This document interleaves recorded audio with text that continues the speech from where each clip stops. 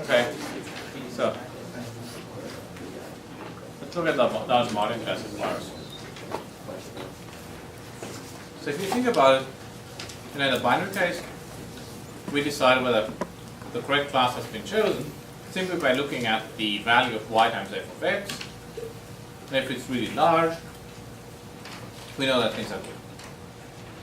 If it's below 0, well, it's clearly wrong. But what you wanted to make sure is that y times f of x is greater or equal than 1 throughout. After all, that was the condition that we had, right? With the condition that y, and I'm just going to drop the constant offset b for the moment, times x dot w is greater or equal than 1. Now, what you can effectively do is you can write it as y times x dot w minus minus y, that's basically the opposite label, times x dot w. Okay. Well, that's equivalent to that being greater or equal than 2. So nothing really changed. I'm just plugging it in twice. Okay, it sounds bizarre. But effectively, this is some function, here some function f of x and y. And I'm subtracting from that f of x and y prime, where this y prime is not equal to y, and this is greater or equal than 2. Now, once you have that, you can immediately go to multiclass SVM classification. So this is, f of x and y minus f of x and y prime to be greater or equal than 1 for all the y primes not equal to y. Just rescale things back to 1 rather than 2. Now, that's kind of nice, and well, you can actually use that to get a quadratic program. We get a nice, SVM multiclass classification problem. The problem is that this is actually not very good. So suppose I have the case where I have different types of misclassification. For instance, let's say I have a user-facing product, and I want to find out whether the user is a spammer, and if he's not a spammer, I want to know whether he's a frequent user or somebody who will click on a lot of ads, or somebody who essentially isn't going to make me much money. Now, it's a lot worse if I misclassify a user as a spammer if he isn't, rather than determining whether he will make me a lot of money or not. So that's encoded in this function delta of y and y prime. So the cost of misclassification may be quite different.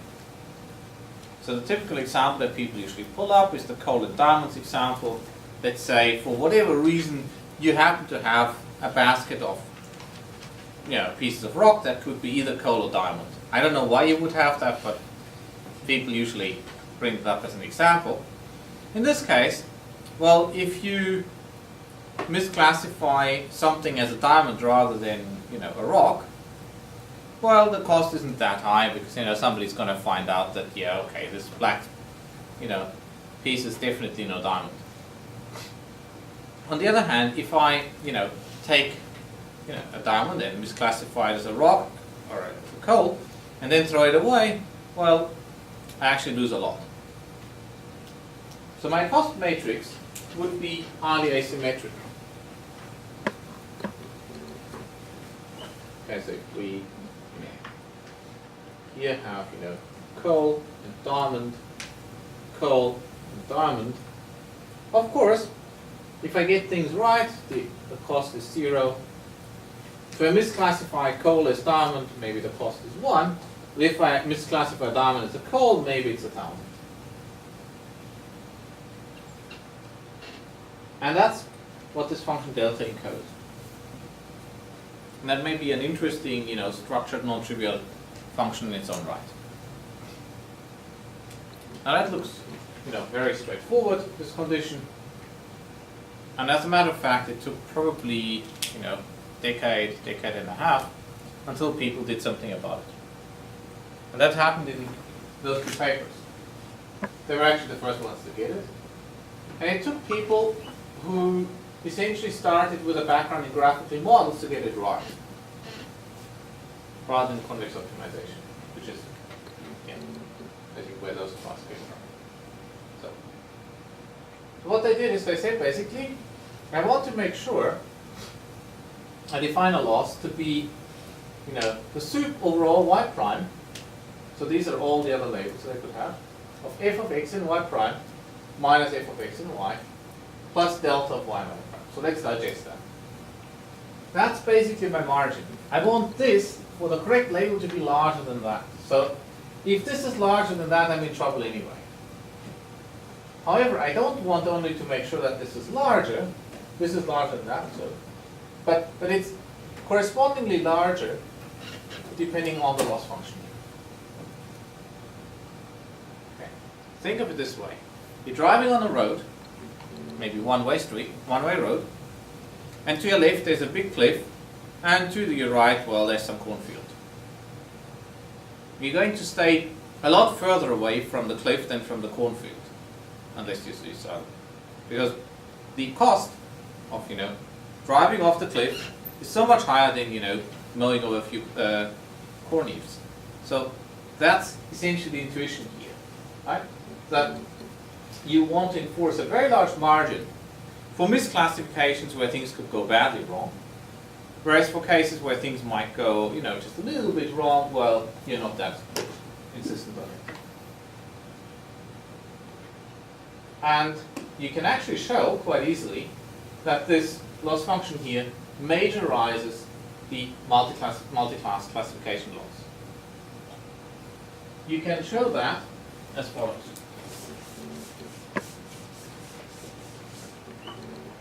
So I'm going to pick y hat of x to be the argmax of f of x and y. Right? Now, ideally, I want to make sure that y hat of x is exactly the instance that I would have plugged in as my training instance. I'm going to suffer the following loss: delta of y and y hat of x. Now, this sup, this loss function here, since I'm taking the sup over all y primes, is greater or equal than by just picking y hat of x. So I'm going to get f of x and y hat of x minus f of x and y plus delta of y and y hat. Now, since I picked y hat to be the argmax, this is clearly greater or equal than 0. Right? So therefore, it follows that we have this inequality here. And this is less equal than my loss. And that's exactly what you get here. Now, in some cases, you might not want to, you might want to rescale your functions accordingly, rather than just dealing with the slope. And those guys proposed that, and those two things work very comparably, and you can actually, do all sorts of interesting terms up here rather than, rescaling entirely with that. You can fiddle with things. And again, this will majorize misclassification loss. It uses the fact, again, that this difference here is greater or equal than 0 for the argmax, so everything's fine. These two papers have a rather complicated version of this proof. It's more than one line. Yep. Quick question, what do you mean by major? It means greater or equal. Sorry, I'm not quite sure how I should write it. Sorry, my English is not so great. So basically, both losses are upper bounds on the multiclass classification loss. And, well, so you basically can then optimize over that. And these two papers, they were very significant papers, really triggered off a flurry of applications. So there were papers on ranking, discounted cumulative gains, normalized discounted cumulative gains, on graph matching with linear assignments, ROC scores, F-beta scores, annotating sequences, natural language analysis, translation, annotating images. So there's a lot of stuff. And several people got best paper prizes by using these equations and applying them to their domain. There are at least 3 best paper prizes that came out of that. It's a big word of caution. This loss is, in almost all cases, not consistent. So what I mean by that is, as I get more and more data, I cannot show that in the large data limit, I will converge to the optimal solution in terms of a risk minimization scenario. And this is highly unsatisfactory. So you can actually extend that quite a bit, so you can add prior knowledge, and again we'll do a lot more of that in the following few lectures. You can make things robust against malicious abuse, like in spam filtering. So where you say, well, I want to build a spam filter, but one in such a way that a spammer can't just change 3-4 words and make it go through. And you can actually set what I just put in words as a convex optimization problem. The surprising thing, and that came as a big surprise to me this year at NIPS, last year in December at NIPS, is that you can actually show that that you can make, okay, so first of all, you can tighten up those bounds. And to show you in pictures what's going on, let's go back to the binary loss for a moment. Remember this loss function here. And that's not so nice to optimize over. So we upper bounded it, right? We did this. Now the problem is nice and convex, and I can happily optimize it. Now, what then happened is that Bonan, Colabert and co-workers, and then us as well, we said, well, we can actually get this as a tighter upper bound. And then there's a simple convex optimization procedure that you need to iterate, which will give you, which converges to a local minimum of this problem. But since it's non-convex, well, nobody really tried to think about, well, whether that might be consistent or not, because non-convex problems tend to have their own set of problems. Until this year, so Keshet and McAllister proved that for the general version of this ramp loss, the estimation problem is actually consistent. That was a very surprising result, because it means you have a computationally attractive procedure, which at the same time you can actually make consistent. Okay. Now, let's have a look at some more kernel algorithms. Just a quick question. Yes, sure. For multiclass classification, was it so other boosted better because of consistency? No, okay, so Ada boost, yes, so boosting algorithms use a slightly different setting. Again, they optimize a large margin as SVMs, but they use a slightly different penalty on the set of loss on the set of basis functions.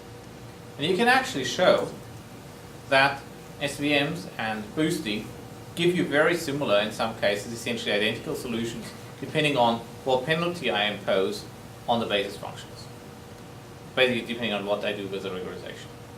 So there's a nice paper on a gradient descent view of boosting by Mason and Bartlett and Baxter, and then there's a essentially very similar paper by Friedman, Hastings, Tipshirani, which essentially show that you can view boosting as a gradient descent algorithm in function space.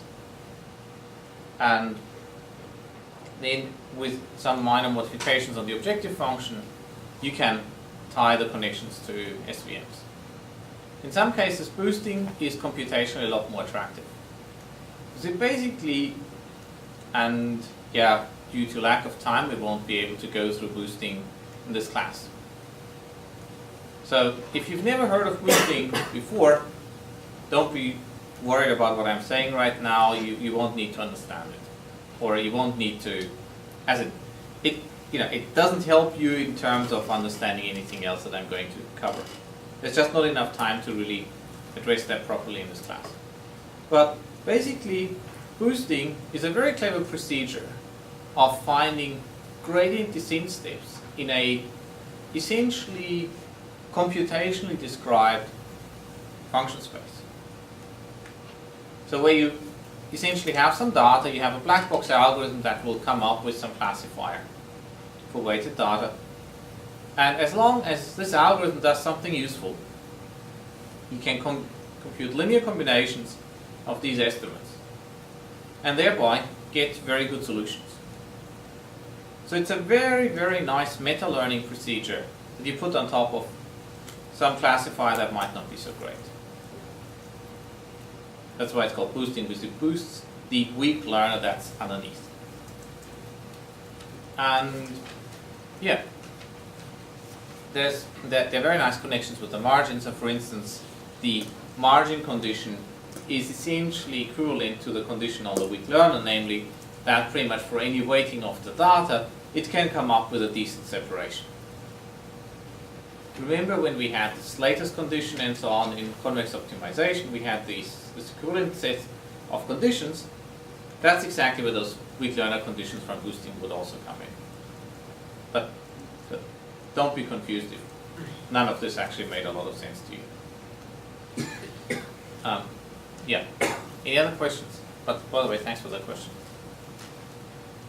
Any other questions? No. Okay. So let's have a look at some more kernel algorithms. Kernel PCA. So let's just, do the simple thing first. We just run principal component analysis.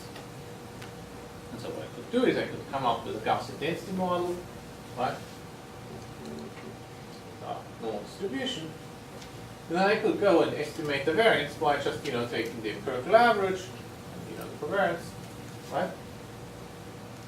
And then maybe sometimes this matrix here is way too high dimensional, so if I have maybe, a couple of thousand dimensions, then it would be nice if I could come up with some idea of what my distribution looks like by a very low dimensional summary.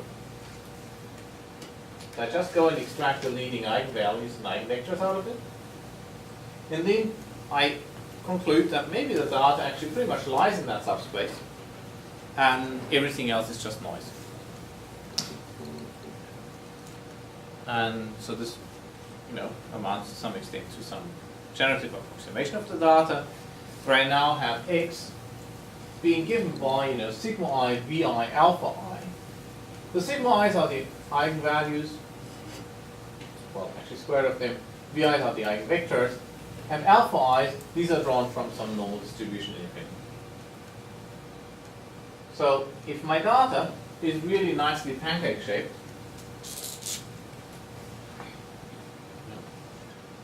maybe cigar shaped, then then the really interesting direction is this one here, and everything around here isn't quite so exciting. So PCA dates back a long time, especially to the time when people didn't really have very good computers. So now it's really trivial to do a lot of good visualization of the data. At the time, they didn't have that. So, this is where graphs were printed out in ASCII on paper, right? So if you do that, you better be darn sure that whatever you print out actually be a meaningful and interesting direction. And one way of doing this is by just looking at directions of large variation. There are better ways, like projection pursuit, and they are also exactly motivated by that. But the first thing you might do is, just look for large variation. And so you would compute the principal components and see whether that, combines the attributes in a meaningful way, and that will give you meaningful features. So it's a heuristic insofar as there's absolutely no reason to why you should assume or be sure of that, a large amount of variation actually somehow corresponds with meaningfulness. But then, if I do this, then PCA will give me the reconstruction with the smallest L2 error. And I mean, people still teach this a lot, and in many cases it makes a lot of sense. So, for instance, if you were to study plant sciences in UC Davis, well, that's what they teach you right now. So this is running PCA on, I don't know exactly, some crop. I suppose it's a crop with plant sciences, right? And you can see that, this crop for different countries sort of, clusters together in its leading two principal components. Well, that's a cool thing. However, there is no inherent reason why that should be the case. So for instance, there's a way how to wreck it immediately. I go and measure the data, but I rescale a particular coefficient by 1,000,000. Now my first principal component is going to be perfectly aligned with that first coordinate, right? And everything's broken. So this already tells you that principal components are an okay technique, but maybe you can do better.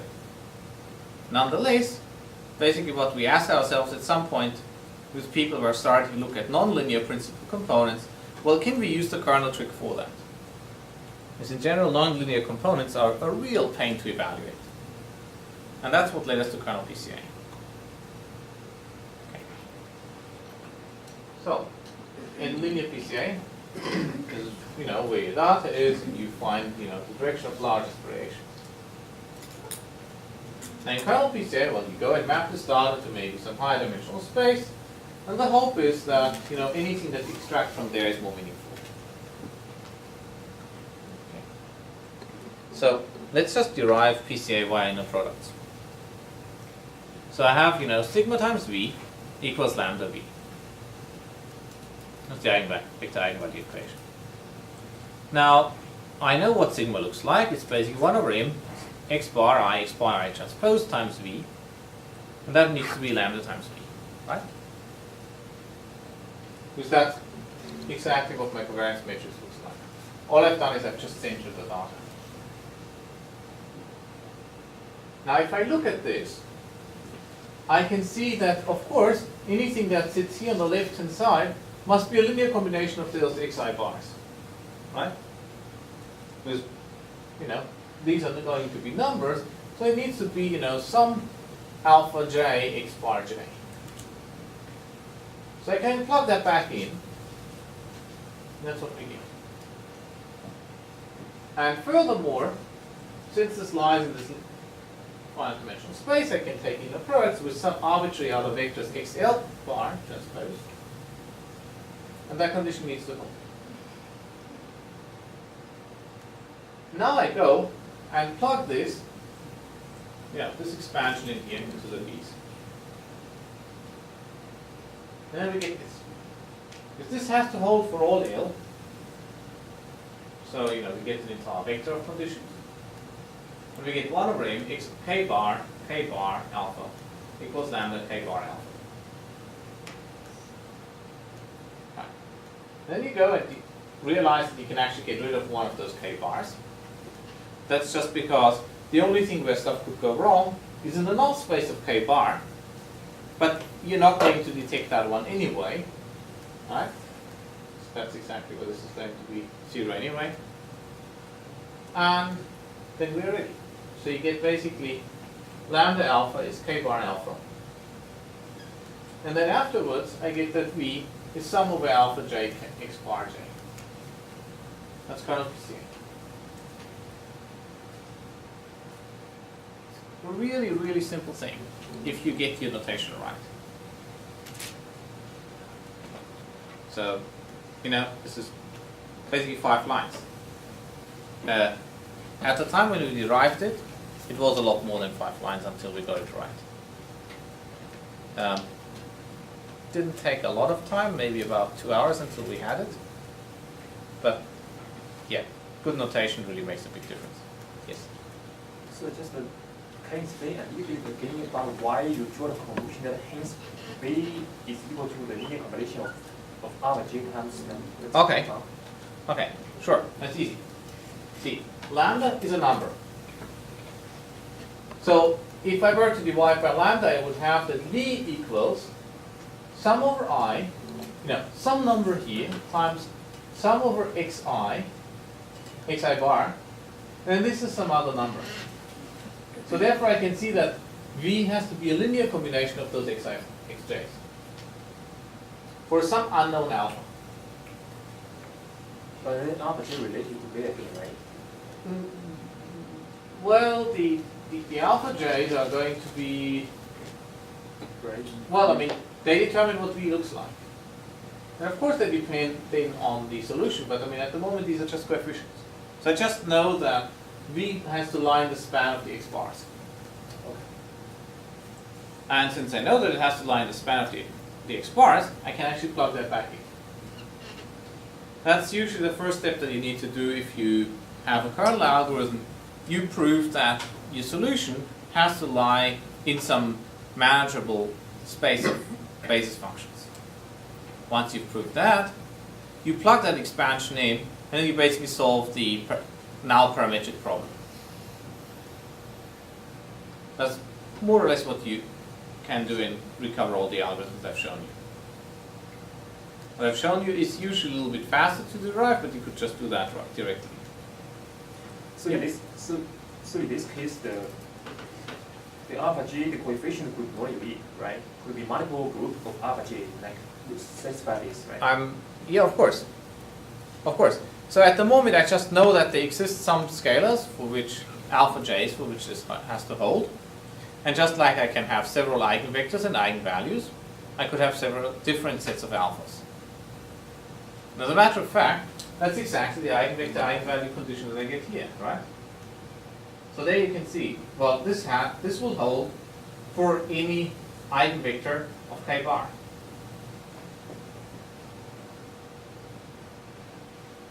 Now, you had a question? So to get the eigenvectors, we plug alpha into that. You basically run an eigensolver. So can you give us some indication about the eigenvectors obtained from Kernel PCA? I'll show you some pictures. So in general, this algorithm is nice for matrices that are, a couple of thousand dimensions. The problem is that finding eigenvectors costs in the order of, n squared per eigenvector.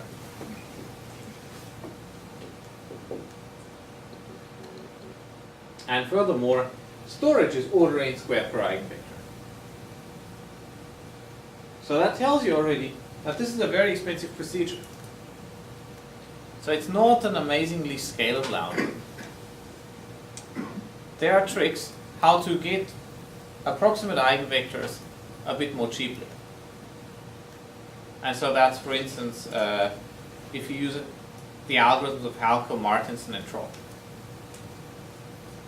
And the only thing I can do in this class is really just point you to their paper. It's a very beautiful paper, but quite a bit beyond the scope of this.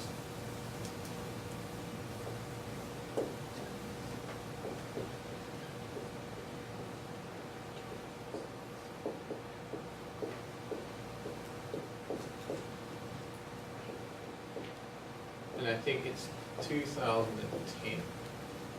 If you look on Archive for those guys, you'll see it's basically a paper on very efficient solution for singular vector, singular value, singular vector decompositions for very large matrices. The problem, nonetheless, is still, you have this kernel matrix k bar that you need to actually find. You need to compute all the entries. and that can, completely wreck your memory. Okay. Anyway, let me show you a few examples. So the left column is standard PCA. So that's a polynomial kernel with, degree 1, which is just standard inner product. And, you get exactly those two dimensions. And they're pretty meaningless in a way. Now, for 2, well, I get, you can see, okay, I get circuits and essentially have formulas, which is exactly what you would expect for a quadratic function. For 3, well, things get a bit more meaningful, and 4, yeah, as well, and you can keep on going. So what it shows you is that it actually stratifies data in meaningful ways. That's a good feature extractor. One important piece of caution in this case, if you use this to feed it into a kernel algorithm, it's a bad idea. Because in that case, you're spending all that computation to explicitly extract your features, and then you feed it into a linear estimator afterwards, so you might as well just kernelize the entire pipeline. So unless for whatever reason you're unable to plug the kernels directly into your final estimator, Kernel PCA is more an analysis tool rather than an explicit feature extractor. It's computation a lot cheaper if you don't instantiate it. There are related procedures like sparse kernel feature analysis that will give you something that's actually computationally attractive. And yeah, so you can, for instance, read up on that in our book. There's not enough time to go through that. Here's another example of feature extraction. So here are 3 clusters, and what you can see is the first feature nicely separates the first and the second cluster. That one separates the third from the first 2. Then it starts breaking individual clusters into pieces, and so on and so on. So this is a very nice diagnostic tool to find out what your function space looks like. And this also explains a little bit why kernel methods actually work really well, because essentially,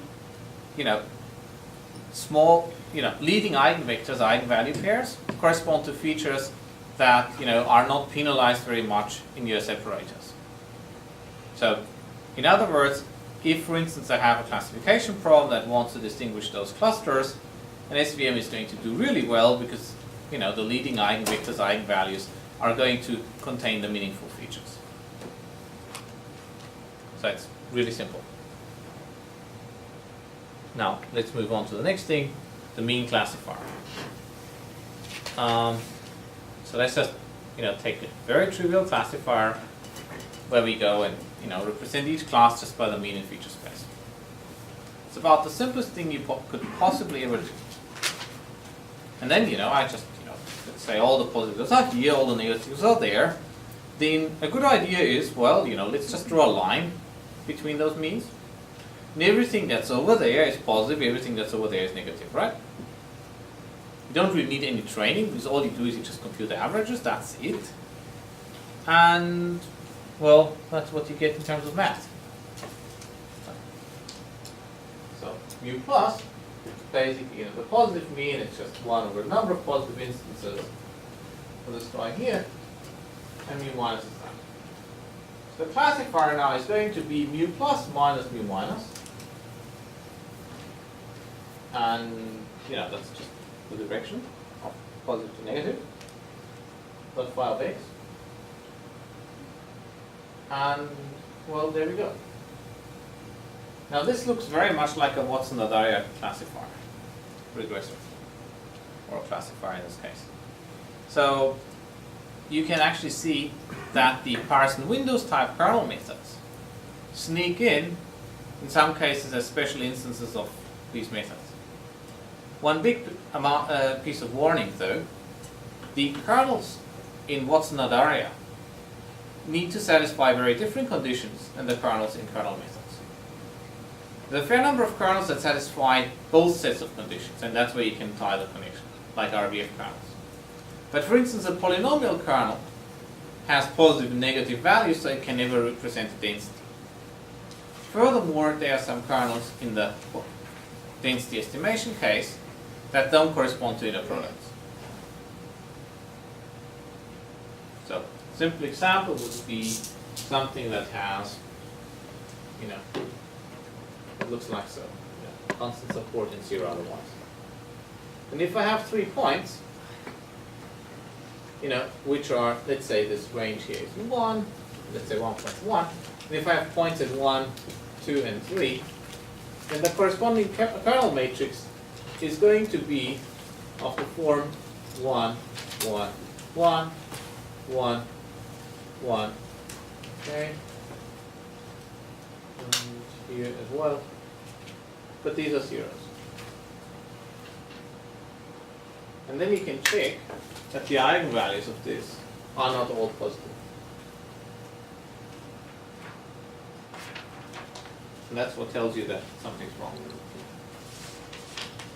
So, this is a perfectly reasonable thing to use with partial windows. It's not going to be a good graph. Okay. Let me show you a few more of those kernel methods. So I could, for instance, use canonical correlation analysis, and I could kernelize that. That's what Francis Bach and Mike Jordan did. You can extend it to something like the to a two-sample test. So there, the problem is basically I have 2 sets of observations, and the question is, are they drawn from the same distribution? Well, when would you care? Well, let's say, for instance, I have a user and an imposter, and I want to find out, well, is the imposter actually an imposter, or is it the same user and he just has a bad day? And it turns out that I can just go and take averages in Hilbert space and compute their distance. And that tells me then whether, the 2 distributions are, the 2 samples are drawn from the same distribution or not. As a matter of fact, you do slightly fancier things than just taking distances, but the basic idea is that. You can do independence tests, in which case you compare the joint and the product of the marginals. And you again apply a 2-sample test to it. You can extract structured features, so that is then a logical way of generalizing projection pursuit. So in projection pursuit, rather than looking for directions of large variance, you look for, directions with high kurtosis or something else that's meaningful. And you can do that under the same constraints as kernel PCA, which gives you a kernelized version of projection pursuit. Or you can look at computationally tractable versions of this, where rather than optimizing over unit balls, you pick linear combinations of coefficients. And that also gives you a feature extractor. So all those things are moderately useful to kernelize a large number of algorithms. But there are a lot of applications, for instance, in econometrics, where you take the demand function and actually view it as nonlinear in Hilbert space, and that allows you to non-linearize a fair amount of econometrics.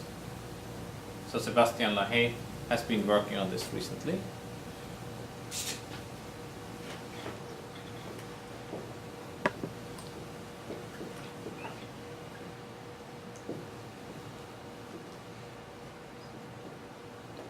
I'm not quite sure whether it's an A or an E. I think it might be an E. This is French, so it might be Sébastien. But that name is sufficiently unique that you can just find the stuff. Okay. Any questions so far? Yeah. So we'll do a little bit of conditional models, and then, we'll take a break. So Gaussian processes. Here's a very simple thing that you could encounter. Let's say you're taking measurements, let's say, for instance, of the people in class, and you measure how tall they are and how much they weigh. And yes, you can also use pounds and stones and inches and yards, but this is a little bit easier to display. So you could pick a very simple Gaussian correlation.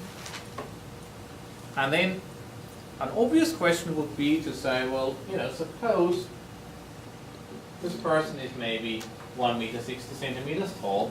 You know, what's a typical distribution for his weight? And you can already see that, you know, those points are sort of, you know, smeared out like this. I mean, and as a matter of fact, we're going to approximate this with a Gaussian. So, now the interesting thing that happens is that if I go and slice this Gaussian along any of those lines, I'm going to get a Gaussian restricted to a low dimension back. Why can I do that? Because, you know, P of weight given height is given by P of height and weight divided by P of height. And of course, for fixed height, that's proportional to P of height and weight. And since I knew that, you know, this was a normal distribution anyway, I know that if I fix some of the variables, the rest is still going to be normal. So here's the explicit math. Now, if you ever need to solve this, there are books which just tell you matrix inverses, or you use maybe computational linear algebra program to do that, or you can of course also derive it yourself, but it's just so much faster if you just look it up. But basically, you want to pick out all the linear and quadratic dependencies in X2. So you need to put the coefficients in here, the linear and quadratic dependencies in there, and you're done. Okay. Now, here's the thing. So, more generally, what we assume is that, you know, we have some random variables, t, which are in n dimensions, and t prime. And they're jointly normal with mean mu and mu prime and some covariance matrix k. And, you know, their joint distribution looks exactly like what I wrote. So then, you know, given t, I can estimate t prime given, you know, p of t prime given t. And, you know, in machine learning speak, that just means we actually learn t prime from t. Now, if I need to do the explicit math here, I just collect all the linear and quadratic terms, and I get that k tilde, which is now the distribution of t prime given t, is the original covariance matrix in the t primes, minus, now here's something that depends on the covariance among the t's, so the variance among the t's, and the covariance between t and t prime. Okay. So what's happening here? Well, if you think about it, the variance is, so first of all, the variance is always reduced relative to not observing the t's. That's a good thing, because you would assume that, you know, as you get more data, you become more certain about what you see. Secondly, if you look at these terms here, if the correlation between t and t prime is very strong, these terms will be large and there's a large variance reduction. Furthermore, if the t's are extremely noisy, then k tt would be large, its inverse would be tiny, so you have a small amount of variance reduction. So you have those two effects. If things are strongly correlated, I get a large amount of variance reduction. If things are very noisy, I get a small amount. And then furthermore, mu tilde is basically old mu. So I'm going to keep predicting what I would have done anyway. But I'm willing to update my belief through the difference between what I would have expected to see, namely mu, and what I actually saw, t. And again, if the data is extremely noisy, I'm not going to give much credence to that. Furthermore, if the data is strongly correlated, I'm going to believe in that a lot. And if you do that, it's Gaussian process regression. So, what's a Gaussian process? Well, instead of having this fixed set of random variables, we assume that we have some stochastic process, and that's just indexed by whatever index set, and we just observe and map to the reals. So, I'm assuming that we have this process where, for all arguments that I could pick, the corresponding vector of observations, t of x1 to t of xm, are jointly normally distributed. Now, of course, in this case, well, the mean is easily given by the expected value of t of x, and the covariance function is just, covariance of t of x and t of x prime, which can be written as a kernel, which is this function k. And it actually turns out that this is exactly the same thing as what we were doing before in terms of kernels. I'll show you that in a moment. So, of course, what we typically assume is that we actually know k. And furthermore, and this is really for the purpose of the slides only, you set mu equals 0. In practice, if you have to solve a specific problem, you should set mu to whatever you expect to see. Right? You're a poor engineer if you don't ask the person whose problem you're solving what you expect to see anyway. And then you just model the corrections on top of that. So, this very much looks like kernels. You know, they're functions with 2 arguments. It gives me a matrix, no negative eigenvalues, describes the correlation between pairs of observations. And kernels, in a way, do the same thing. So, are they the same? Well, I guess everybody thinks they are. Here's why. So, yeah, let's just, take this Gaussian process. T. Now, what I could do is, I could also have a linear model in those features. T of x is phi of x of w, that's b of x. But this w is now normally distributed. Now, in this case, the covariance between some t of x and t of x prime is just given by the expectation of all the w's of phi of x dot w, and w again, phi of x prime. Now, since the w's are, 0 mean unit variance variables, this becomes the identity matrix. And I get exactly phi of x dot phi of x prime. Now, that's exactly what we had from our car. That's what we have. That's the connection. And it turns out that whenever I have a kernel function k, which gives me non-negative eigenvalues, such a factorization exists. That's what's called Mercer's theorem. And so that's what closes the loop. Again, that took about 10 years for somebody to realize that connection. Sometimes science moves very slowly. So in the beginning, the kernel function is given, right? Yes. And how to choose the xi and xj's? So these are just points on which that process is indexed. So I can pick any 2 points, and for those I can compute the covariance. And then the point is that if I have a linear model in feature with some feature space, I get this as my covariance function, right? So then the obvious question is, does such a representation always exist? Because from this we can go from linear models in feature space to Gaussian processes. The question is, can I go from here to there? And there is a non-trivial theorem called Mercer's theorem, which tells me that yes, this step also is always possible. And so what we get in the end is that a small weight vector in feature space corresponds to a set of parameters for which the likelihood is very high. And so you can go back and forth between finding simple functions in your Gaussian process and maximizing the margin. Okay, so I don't think there's enough time at the moment to go to and talk much more about Gaussian process regression. So first of all, do you have questions about? Okay. So could you explain a little bit the multiplier? So the relation between multiplier minus the log PT, why is time basically equivalent to the margin? Do you have a time issue? Okay. Okay. Sure. Okay. Sure. So here's what's happening.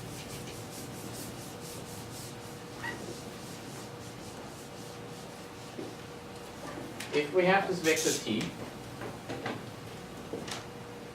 then, and it's indexed by x1 through xm, then we know that p of t is, 1 over the 2 pi to the d over 2 k to the 1/2 e to the, let's just set the means to 0 at the moment, minus 1/2 T transposed K inverse T. Right? That's exactly what we get from our Gaussian process. Now, one thing that we know is that we also could have gotten T equals, you know, phi of x1 to phi of xn transposed times W. Right? So that gives us where P of W is proportional to E to the minus 1/2 norm of W squared. Okay. But in this case, the T should be a one dimension, right? So Just each T, so this is a vector. Right.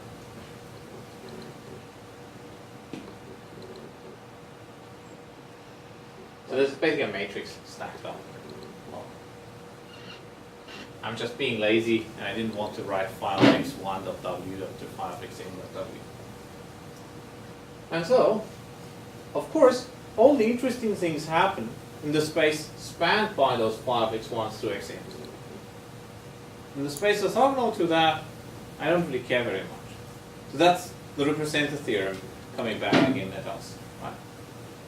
And now, what I can do is I can write everything, so the entire likelihood, in terms of the t, so I can write it in terms of w. And I may get more efficient optimization problems or estimation procedures in terms of t or w, and that really depends on the problem that I'm trying to solve. So for instance, when I have graphs, and this matrix K is very sparse and very large, it's a really good idea to solve support vector problems in the T space. And in some cases, when the dimensionality is fairly small, then it makes sense to solve the Gaussian process problem in the W space.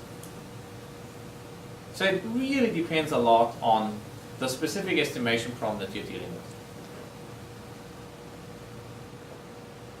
Okay. Any other questions? Okay. Question for you guys. Who doesn't have a team yet? Everybody has a team, or anybody, or at least nobody wants to tell me if they don't. Whose team hasn't settled on a project yet? Now about half the hands should go up, I suppose. Okay. Now is a good time to start prioritizing and actually put things into a specific project. I know some of you might have, 5 really cool ideas, and some of you came and told me about their ideas, and they're really cool. You won't be able to do more than one in this class. You can do the other 2 or 3 later on if you really want to. But pick one and start with it. Nothing's worse than debating for weeks on what you should be doing. You should plan a bit, but at the end of the day, get going with your project. If you have problems or questions about your project, do ask. I'm here every Tuesday from 1 to 3 and have office hours. So if you have questions, you can ask me then. Okay? So make the best out of it. Take care.